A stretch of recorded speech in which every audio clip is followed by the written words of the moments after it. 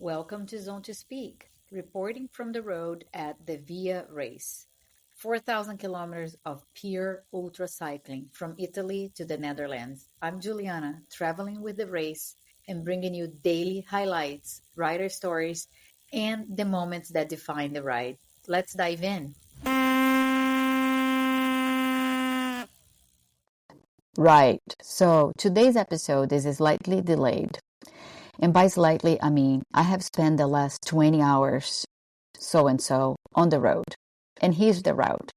From Refuge 2 in Switzerland to Germany, then a detour into France to catch riders at the gate Grand Ballon, right back into Germany, and finally I have arrived to Amerongen in the Netherlands. I have crossed more borders than some riders did this week. And the car suspension is now speaking fluently pothole. So yes, apologies for the late delivery, but the good news is I have got the full story from the road and from the Alps to the finish line. Tuesday morning, while I was ping-ponging across Europe, the women's race was heating up. Yesterday afternoon, all three leading women arrived at Refuge 2, Dead Ends and Cake in St. Gallen.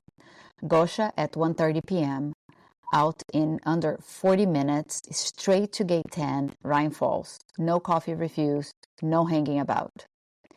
Joanna arrived 4.5 hours later and thought, you know what? This place is warm and dry. I'm staying. She left just before midnight after more than 5 hours of recovery. Fiona rolled in right after Joanna left, decided to have a proper sleep, and set off at 6 a.m. The result? Gosia's lead stretched from under 5 hours at St. Gallen to 9 hours at Rhine Falls.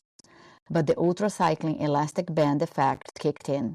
Gosia stopped for 3.5 hours at Todeno. Joanna clawed some time back. Meanwhile, Anissa reached Gate 9, Rosfeld Panorama Strasse, and Leona closed behind, both now choosing their Bavaria routes towards Switzerland. As of yesterday morning, the race for the top 10 looked like this. Mark Huel in 5th, holding steady despite a rough patch, improving on last year's by 2 spots. Sam Muscat in 6th, the Australian Umbat, moving up 6 places from 2024. Yahir Houglan, 7th, 2 spots higher than last year. Rookie James Benson King, 8th, debuting with a grit. Philip Hennick, 9th, Race Through Poland champ, now finishing strong. Alex Grohl in 10th, potentially 6th place better than Chapter 1. But with 6 riders still on the road to Amerongen, the list was far from locked. Gregor Towers and Jort Gunn were still in striking distance.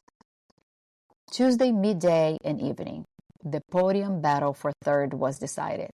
After checking GPX tracks down to the pixel, Lucas Becker was officially declared 3rd, with 6 minutes ahead of Jakub Tomasik after 9 days of racing.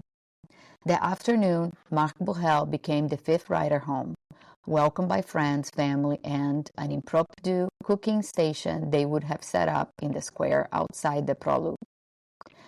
I'm told he got a horn blast from Jakub and a plate of home-cooked food within 5 minutes of arrival. By 7 p.m., it was Sam Muscat's turn for 6th, greeted by Mark blowing the horn. And yes, hotel breakfast buffets across Europe can now breathe easy. Wednesday morning, day 12. Amerongen was busy overnight.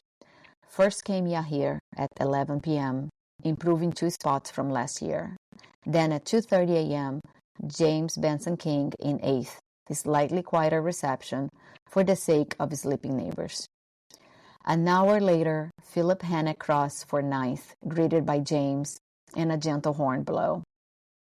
Meanwhile, on the road, Gosia was still 4.5 hours ahead of Joanna. Both now passed the mountains with only Detmold and the North Sea gates left before the run to Amerongen. Fiona had just finished the Grand Ballon descent. Over the last 2 days, we have had a few more riders pull out. M. Wilson, infection that wouldn't shift. Jans Bien, knee injury. Stephen Hahn, exhaustion and brake failure.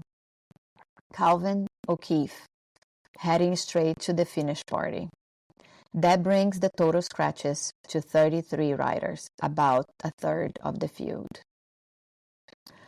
With the top 10 almost complete, the women's race is still full of intrigue and finishers streaming into Amerongen. The energy here is, well, a mix of celebration, relief, and the smell of chain lube. Tomorrow, I will bring you the last arrivals, the women's final standings. Until then, I'm off to find coffee and possibly a new suspension system for my car. And that's all for today's episode. I want to thank the listeners for tuning in. Your support means everything. If you enjoyed this episode, please consider following, leaving a review, and sharing it with your friends.